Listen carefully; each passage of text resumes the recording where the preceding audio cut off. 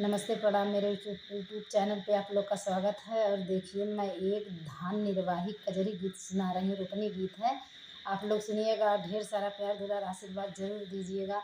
Comment में बताइएगा कि मेरा ये कजरी गीत निर्वाही आप लोग को कैसा लगा। रुकनी गीत है, अभी रोपाई चल रहा है, अभी रोपाई समाप्त नहीं हुआ है। और आप लोग सुनिएगा, ढेर सारा प्यार दुलार आशीर्वाद जरूर दीजिएगा। मेरे चैनल का सपोर्ट करिएगा प्लीज़, ज़्यादा से ज़्यादा शेयर करिएगा वीडियो को, और पूरा वीडियो फुल वॉच करके सुनिएगा। बहुत बढ़िया, बहुत दर्दनाक गीत है, आप लोग सुनिएगा और ढेर सारा प्यार दुलार आशीर्वाद जरूर दीजिएगा।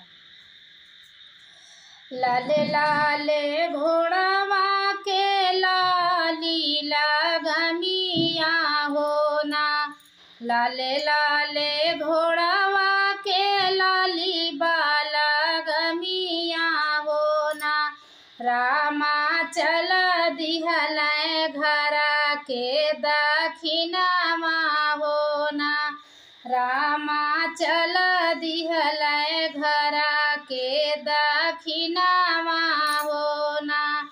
लाले लाले घोड़ावा के लाली बाला गमिया होना, रामा चल दिहे घरा के दखिनामा होना, रामा चल दिहे घरा के दखिनामा होना। घोड़ा वाला गामा पकड़ी खड़ी बारानियामा होना, घोड़ा वाला गामा पकड़ी खड़ी बारानियामा होना।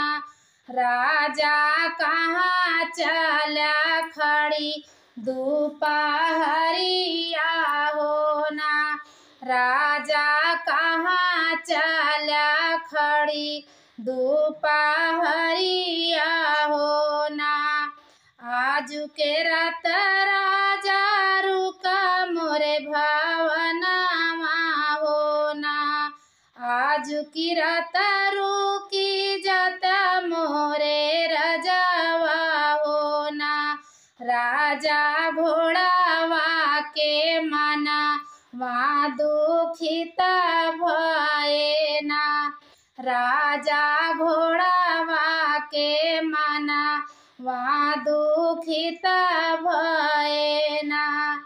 कैसे के रात रुकी हमारी रानियामा होना, कैसे के रात रुकी हमारी रानियामा होना।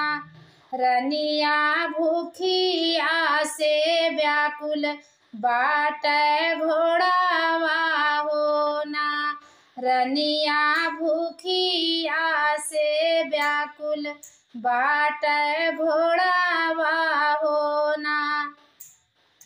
तोहरे ही घोड़ावा के चनामा धरवाली होना, तोहरे ही घोड़ावा के चनामा धरवाली होना। राजा तोहरो के बरा हो भोजनमा होना, राजा तोहरो के बरा हो भोजनमा होना। बाबा दुआ लाले लाले घोड़ावा के लाली लगमिया होना, लाले रंग घोड़ावा के लाली लगमिया होना। रामा चल दिहल घरा के दखिनामा होना, चाचा चल दिहे घरा के दखिनामा होना। घोड़े के लगामा पकड़ी खड़ी भाई चाची होना। स्वामी कहाँ जाला खड़ी दोपहरिया होना। स्वामी कहाँ जाला खड़ी दोपहरिया होना। आज की रतिया जिन जाता मोरे स्वामी होना। आज की रात रुकी जाता मोरे स्वामी होना। स्वामी घोड़ावा के मना माँ दुखिता बाटे ना। स्वामी घोड़ावा के मना माँ दुखिता बाटे ना। कैसे के रात रुकी हमारी रानिया माँ होना। रानी भूखिया से व्याकुल बाट घोड़ावा होना। रानी भूखिया से व्याकुल बाट घोड़ावा होना। तोहर ही घोड़ा स्वामी चनावा धरवली होना। स्वामी तोहरा के बरा हौ भोजनमा होना। स्वामी तोहरा के बरा हौ भोजनमा होना।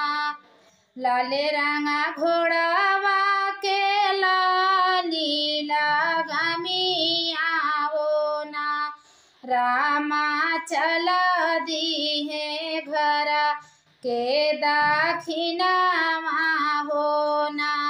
रामा चल दी है घर के दाखिनामा होना। मेरा गाना आप लोग को कैसा लगा प्लीज़ कमेंट करके ज़रूर बताइएगा। ये निर्वाही रोपनी गीत है, आप लोग सुनिएगा और ढेर सारा प्यार दुलार आशीर्वाद ज़रूर दीजिएगा। कमेंट में बताइएगा कि मेरा गाना आप लोग को कैसा लगा।